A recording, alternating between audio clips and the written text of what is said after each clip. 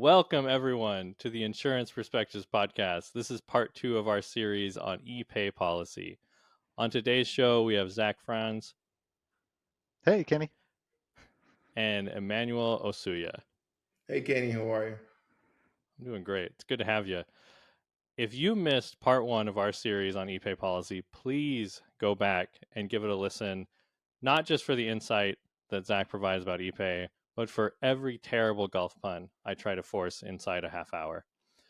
For part 2, we turn to a mutual customer of HawkSoft and ePay's to learn how ePay is used inside a real insurance agency. Emmanuel Osuyah is principal at Alpha Direct Agency with offices in New York, North Carolina, and Florida, writing business in 18 states. It's amazing. We'll cover that in a little bit. Everyone I know has encouraged me to talk with Emmanuel. He has cultivated a reputation as a well-respected and trusted advisor for small businesses and independent insurance agents. He's been with HawkSoft since 2016. In his career and in his life, he has authored 3 books covering topics like marriage, finding the zest for life, and leadership. He is also a recent competitor in the podcast space. He has launched his own podcast called the Recode Podcast, focused on leadership. And I have it on good authority that he is looking for a king or queen to interview for that podcast. So if you know, leave us a comment and we'll try to make that connection. Emmanuel, thank you so much for being here with us. Oh, thanks for having me. I gotta hire you to intro me like that everywhere I go. I swear I didn't. You do very good research. I only gave you about a quarter of what you said, but I really appreciate it. I'll follow you around. I'll do it. You tell a lot about the quality of a podcast by the quality of research the host does first. There you go. Thank you. I'm humbled. So in this podcast, we like to ask each mutual customer that is on the same 5 questions. So that way we can have a consistent basis for evaluating the partners that we are discussing. We start things off. I would love to know more about Alpha Direct Agency. Love to know how long you've been in business, how many people work for the organization, what you specialize in, all that fun stuff, the nitty-gritty details about the business. Sure. So Alpha Direct started in 2004. What got me into business is I always wanted to be like my dad. My dad was a businessman. And so I decided that by the time I turned 30, I wanted to own my own business. Well, I worked at the bank prior to that, so I got pissed off or irritated. We're not going to talk about. So I decided that it was the right time to go start my own business. And I vowed that I would never treat my employees the way I was treated in the corporate America space. So enter Alpha Direct Agency. We exist to create an environment where our employees feel challenged and inspired to be more. That is simply the reason Alpha Direct exists. I've been really fortunate to attract good young people and just create a space where we can work together to enjoy this thing called work, where we spend the majority of our lives anyway. And oh, by the way, we have this extra layer of altruism that we get to feel, right? Because we're doing good for others and helping people out. So, so far, so good. And what has been born out of that effort is an environment where, we feel like we have a connected family. We don't just use the word team. We are actually a team. So we win and lose together. We travel together, eat together, do all kinds of things together as a company. And today is one of those things I'm really proud of. We keep a waiting list of about 5 to 6 people waiting to join the company at all times. And the people who come in don't want to leave. So we're always celebrating somebody's 10th anniversary. We've been recognized as a great place to work twice now by the GPTW organization. So again, I'm very grateful. When you mentioned the zest for life, this is one of those things that I'm proud of. Like, I'm glad I survived the accident to be able to live this experience. That's fantastic. So how many people right now do you have working in the agency? Right now we're 14. Wow, that's a good size agency. Yeah, we scaled up to 20, and Hmm. we noticed we got ahead of our skis a little bit, and we kind of scaled back a Sure. little bit because in reality, with technology, you can do more with less. So while we're not Yeah. trying to replace people with technology, we got to also look at, okay, where do we have this Hmm. overkill? The reason why we always overstaff typically is we don't want our employees going home feeling burnt out. So it's very Yes. important to me that when you go home, you're still alive for your family. If you close at 5, you Yeah. leave at 5. You close at 5:30, please leave exactly at 5:30. Don't spend an extra minute. No need for it. Go home. The work Hmm. is here tomorrow. We'll see you tomorrow. So, but yeah, we've scaled it back down to 14. I think our sweet spot eventually will be 12, but we're still writing that story. We'll see how it goes. Sure. Yeah. I really appreciate how you position that. Something that terrifies me as someone who works in technology is that any employee in an organization or any team member in an organization will look at what we're trying to do as like replacing their job.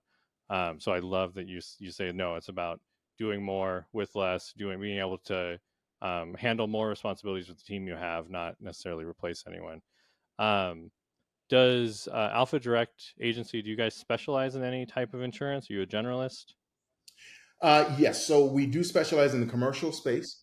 And for us, we like to say we follow food. Why? I love to eat. I love to eat any kind of food anywhere in the world. So we Yeah. created this niche where we just follow food. So if you store, prepare, transport, or shelf food, we would love to get your business. So we market across those spaces. We target those classifications. And so it allows us to still pick up truckers, supermarkets, Yeah. restaurants, and what have you. So that's kind of our niche. Wow, that's awesome. Um, and then the last question I always ask about an agency is, for you in particular, what gets you excited about insurance? It's the people. So whether it's the customers that we are helping, and I think Zach talked about it, whether it's the customers that we're helping, or it's our own employees that we get to work with, or our peers as agency owners. I'll tell you a really short story. So I'm sitting in a hotel in Stamford, Connecticut, just waiting at the bar, waiting for my chicken wings, and I had a beer, Stella, for anybody who cares. Um, and I'm hanging there, and there's this older couple to my right. They don't really engage me in the conversation. They're talking to the bartender. At some point, they mention Ecuador. I happen to go to Ecuador from time to time. I have employees there and I do business there. Hmm. So I chimed in on the conversation. Oh, I love Guayaquil. And next thing you know, the old man asked me, what do you do? He hadn't said a word the whole time. He was just nodding.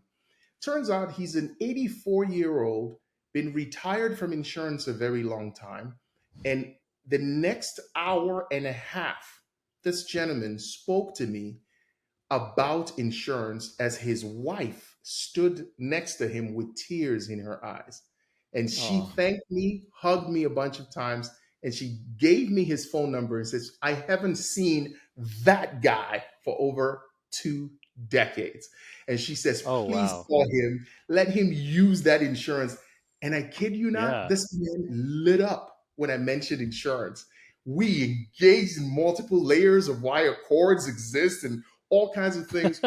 So I realized that separate from being professionals, because we always talk about that part, there's the interesting element of finding a stranger and being able to just open layers and layers of conversation just of what we used to do for a living. So I still remember Yeah. that story. Hopefully one That's day I'm the incredible. 84-year-old and somebody will talk to me. We'll see. Yeah. That's awesome. I think that, growing up, I definitely had this like misconception of what an insurance salesperson was. Um, and now it's something that I actively work to, you know, deconstruct and make sure that my friends don't carry it's like a prejudice for that profession, because we always think of like the door-to-door life insurance salesman. Right. And I think it's such a disservice to all the help that agents do, and it's how dang like smart you guys have to be. Like, just I was as a quick story, I was recently in Illinois for an event. Zach was there as well, and so Zach, we're Good time. standing outside after a hug regional meeting. An agent offers to take us out to dinner. We go, we have a good time, and we're standing outside of this building, and these two agents start discussing the construction and the masonry and the roof composition for this building that we were just in. And it's like, it's such insanely detailed information that maybe a contractor has to know, but then also an insurance professional. So I do love seeing those things, and it is one of those I can absolutely see how someone would be like, "Oh, I'm so glad I can finally talk to somebody about this." Um, I've so seen a lot let's. of very empowered conversations, Mhm. a lot of at the Hug Nationals per se, where we're all at the hotel, but I've been out there till 3 or 4 a.m. with some folks on the back patio, and they're just getting into it. They're talking with somebody because somebody else has a great perspective on something that they've been looking for, that they've been trying to figure out, and they're both just passionately debating the best way to do something. Yeah, that passion shines through. Awesome. So, what were you looking for when you first encountered ePayPolicy for your agency? Uh, Time to get time back in my life. So I struggled. The provider I was with previously was making me do all the work, calculate the percentage of payments, of fees, and it would take me a month and a half to reconcile the previous month. It was Mm, just too much. Hmm. And I said, there's got to be a better way. And sometimes we get attracted to the shiny object. It was a big brand, so I figured if anybody got it right, they would get it right. Then they sold me all these little gadgets in the office that are wireless. I thought that was the way to go. And after a while, I migrated to two other providers, same drama. Oh, And wow. then along comes ePay. I didn't need two separate logins to reconcile credit cards and another login to reconcile checks. It was all in one spot. I didn't need to memorize two sets of payments in fees a month. It was just all in one spot. I didn't need to deal with the merchant services fee. They just handled it. So in my HawkSoft, we didn't even have to enter the fee because it's not our fee. It's not processing through our agency. We just give the Hmm. customer what they paid for the insurance and let the merchant service fee be the merchant service fee. So Hmm. yep. reconciliation, the month after I signed up with ePay, it went to maybe hours instead of a month and a half. And that was it. I would knock it out in an hour and a half instead of a month and a half. So it solved a major pain point. But it also makes a difference that ePay was iterating ahead of us, right? So they Mm. showed up not creating what already existed, but a better version. And that makes a difference. So Mm-hmm. it's not, do I like the blue logo? Do I like the green logo? It was all a factor of, hey, we've got a better version of what we're offering or what you already use. And oh, by the way, we're going to add these features coming up shortly. And something as simple, Apple does that to us all the time. It could be something as simple as changing the color of a page or the link, and it just affects how you Hmm. feel about the service and how Yeah. connected we are. And I saw that they got that from jump. So it has solved a lot of pain points for us, and I'm excited to hear some of the new things coming down the pike. And I've got some good ideas. I'm glad Zach is here. I've got a pain point I want Yes. you to fix. Ooh. Hey, yeah, I'm happy to hear about it because that's why I don't mean to steal Kenny's thunder, but I do No, have you're a good. couple questions from Emmanuel after that response. You don't have to name names, don't tell anybody, but were the processors you were with before ePay, were they, you said big kind of name brands, were those just generic payment processors that worked in many different verticals, not So only one was a insurance? bank. It was Okay. where I banked, and so they provided that service, and I thought it made sense to keep everything in one house. That failed, and then two later was more very similar to ePay, but sort of behind in the technology. Hmm. Yeah. Well, we're very lucky to be approaching our 10th year of ePay. So we've had about 10 years of our 7,000 customers pointing us in the right direction and giving us this insight, just like you mentioned, Emmanuel, on hey, I've got a pain point you can solve. Because that's how we plan our development and our roadmap is how do we help people, and best suggestions come from our customers. Uh, Absolutely. and I think we'll be able to do something here for you too to see if we can shrink that. I know we went from a month and a half to hours. I think we can go from hours to minutes sometime next Yeah. year. What am I going So to do with all this time that I now have? yes, and please shoot me an email with the other pain point that you're having, and I will make sure that it gets brought up in our talks with Matt. We might get to it faster than that. Yep. Um, but first, I have one question before we get to the real fun one, and this could be a fun one too. But when people are evaluating technology for their agencies, there's usually there's a before and an after. We kind of think about it. Before I had this, I couldn't do this. After, I was able to do X, Y, and Z. So I would love to know, what can your agency do now with ePay that you couldn't do before you started using them? Ooh, how much time we got? Let me quickly think of, I've never heard this question, but let me think about five real Yeah, quick. So first, top of sure. mind is having my leadership team have access to the system.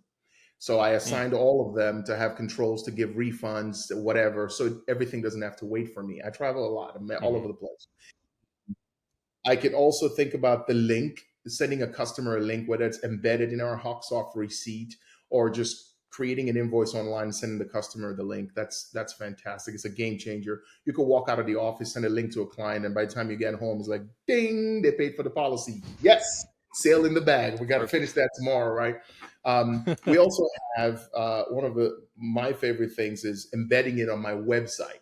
So when you train and onboard employees, you don't have to teach them another app to go use. You just go to our website, click make a payment, go from there. And customers can use the same portal. They've got the auto pay feature as well. So a customer can make a payment and just choose to make that payment recurring.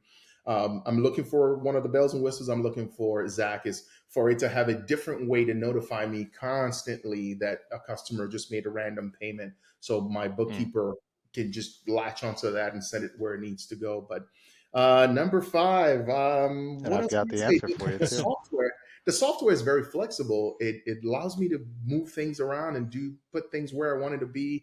And in fact, I had when we first set it up, we picked the colors and that we wanted where. And one of my producers says, "Oh, did the payment process?" I said, "Yes." She goes, "Oh, the confirmation is in red, so it makes it look like an error."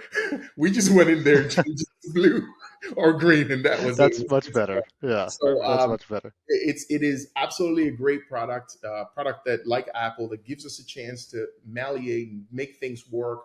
I listen. I have a little over 30 companies in my tech stack, and one of my frustrating bits is when I call a company and say, "Can it do this?" and they say, "No." "Can it do that?" "No." Well, it's time for me to unplug because I don't want cookie cutter.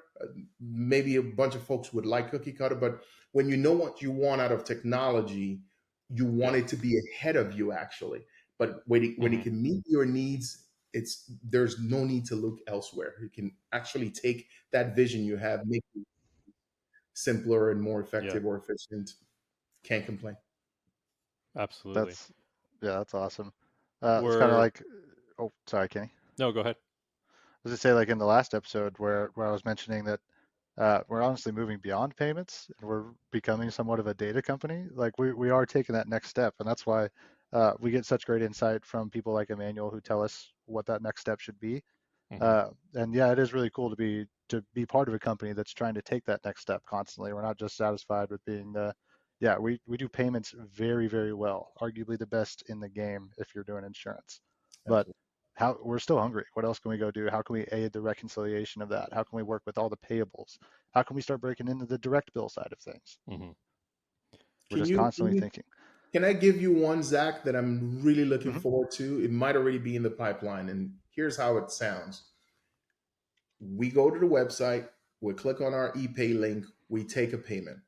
As soon as the payment is done and you hit confirm, we'll like the system to trigger a question that says, "Hey, would you like to record this in HawkSoft?"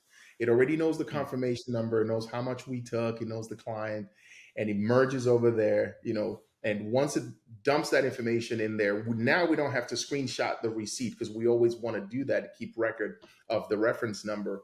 But now it just pulled all that information into HawkSoft, and now we can automate for it to also automatically send one receipt from HawkSoft instead of two. So I would really love that. It's not too hard to do with an API, and you guys already have a great relationship. So make it happen. Well, Emmanuel, the reason I'm grinning from ear to ear is just because you teed me up, man. Yes, that is. We plan for that to be part of the two-way integration with HawkSoft, which is very, very much in the works. and going. I believe those are called log notes when the Yeah. information's pulled back in HawkSoft. But even And I will say that just with our integrations, the type of integration that we do here, we do always collect that reconciliation information and push it back into the management system. So I'm very confident that will be a part of what ePay and HawkSoft work out together. Good stuff. yeah, we've slightly drifted into my next question, where we kind of get this is where agents get their revenge on the partners. In part one, we asked the partners kind of what's the hardest thing of working with an insurance agent, and our agency. And Zach gave a great answer. And so we've started to drift into this, but I'd love to get, Emmanuel, your perspective on if there's one other thing you could change about ePay. If you could, what would that be? The I'm partnership going to guy. defer to Zach. Why change? It's not broken. Wait. Yeah. It is. ePay is far from broken. They're far from needing my help. They constantly iterate. They're constantly designing the product to meet us or stay ahead of our needs, actually. I still recommend ePay to everybody. If I know any agent who's not using ePay, I'm like, what are you waiting for? Just get over there already. So, I mean, if they can put some of these things we're talking about in place, Zach, if you guys can create this less keystroke environment for us, it's a winner. It at this point is default for insurance agencies to use ePay. I'll be surprised if there are a few who are not using it. They probably don't know. You need to give them some more socks out there, and they'll sign up. Once they try the socks, they'll sign up. But I think Yep. I wouldn't change anything just yet. I think the company's pacing with versions the way we need them, and I trust HawkSoft. I used 6 different AMSs before I got to HawkSoft, and any company that integrates well, it's got good API, good working relationship with HawkSoft, we can play well in the sandbox. That's awesome. Thank you for Absolutely. saying that. And so we come to the 18th hole on this course. So, Emmanuel, how would you describe the value that ePay brings to your agency? Oof. How would I describe the value? I would describe it as peace of mind. You talked about, how chaotic and how many hats an agent has to wear on any given day. I still don't remember having an outage with ePay. I remember my old provider, we will, hit that threshold pretty quickly of how much we can process in a 24-hour cycle. And I think we got there early because I've probably been with ePay the whole time they've been in business, I think. And we will hit that really early. And within 2 months of that happening, one of the reps called us and said, "Hey, let's open this thing up for you. It looks like you're doing some large premium. Let's make it easy for those things so you don't have to send customer service emails or phone calls." So I think the peace of mind that it gives me that I don't have to now worry, okay, how do I get this software to work? Or there's a glitch, we got to call customer service. It's just ho hum. It just works. Mm-hmm. So that you can't even put a dollar value. Don't go raise my price now, Zach. But you can put but you should give me a discount instead. But you can't put a price on that. The value is really priceless. That peace of mind of not having to worry about, especially a payment processor. Mm-hmm. Nothing at all. Yeah. Yeah, you shouldn't have to worry about getting your money. That's for sure. Nope. No, We just want to absolutely. make it easy, man. Especially when you have, you have your team of 14. Those people rely on you for their livelihoods and all that, and the flow of funds and premium payments contributes to that. So it definitely is, and I really appreciate the way you contextualize it as just peace of mind. It's very important for a business owner. Emmanuel, you mentioned earlier that there's somebody on your staff you want to be getting the payment notifications every time. Yes. So the managers, we call them the money team. It would be nice for them to know. So if a customer goes on and makes a payment, and I may not see it, it might make it at 8 p.m. at night Mhm. That thing is going to get buried in my inbox by morning by 1,000 Yeah. emails. So there's a way for it to flag constantly. Even Microsoft now has something where they remind you, oh, you got this. Did you pay attention to it? Did you solve this? You had this on your to-do list. Did you look at it? Some type of reminder, just always bring it up, is a good thing. And like, what is this thing? Keep talking. Okay. But in any of those on the money team can look at it and give the client a call and send it where. So are they getting the e-receipts currently, the money team? Yes. Okay, so it's just about like if it gets buried in the inbox or something to bring it to the top or Correct. remind again. Just keep Okay. it echoing. That Yeah. it happened last night. Hello. An echo. I like that's a good way to call it, is an echo. Yep. Yeah, that would be interesting because we have like our invoice notifications feature to remind insureds like, hey, you have an outstanding payment here. Click this link, go ahead and make the payment. So yeah, we might be able to work something up like that too for on the agency side of things. Specifically for that, client makes the payment. It hit the website. Anything, and we could set the time. Anything after 5, it's probably not initiated by the agency, and then there's an echo. And if it was initiated by the agency, I don't know, some rogue working late, Yeah. you can go in and say, "Yep, we're aware," and that's that.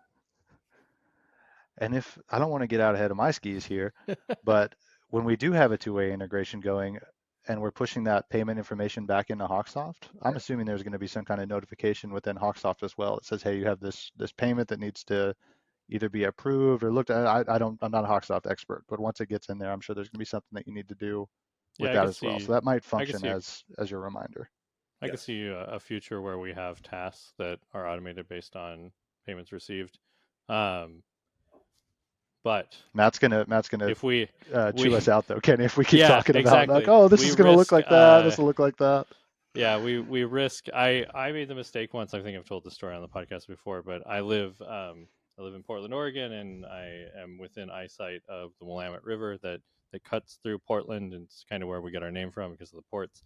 I made the mistake of being on a boat with a lot of the product and dev team and pointing at my apartment and saying, "Hey, I live there." Never do that, especially when you talk about new features coming to the system. So I'm gonna stop us before we get in too much trouble because we'll blame it on Emmanuel. Matt was a Marine, so I'm not really wanting to mess with him. Don't want to be on that bad side. I have had an absolute blast over these 2 episodes having a conversation with Emmanuel from Alpha Direct Agency and Zach from ePay. I've loved this conversation. It's been a lot more informative than just on the ePay HawkSoft side. Some great insight from Emmanuel on business and leadership. Thank you for watching today's episode. Click the video description down below to learn more about our guests and to view the latest podcast episodes as well as other content from HawkSoft. We appreciate you watching and hope you join us next time for the Insurance Perspectives podcast. And if, like me, you're about to go on a run, check out the Recode podcast with Emmanuel. It should be a good listen. Thank you all so much.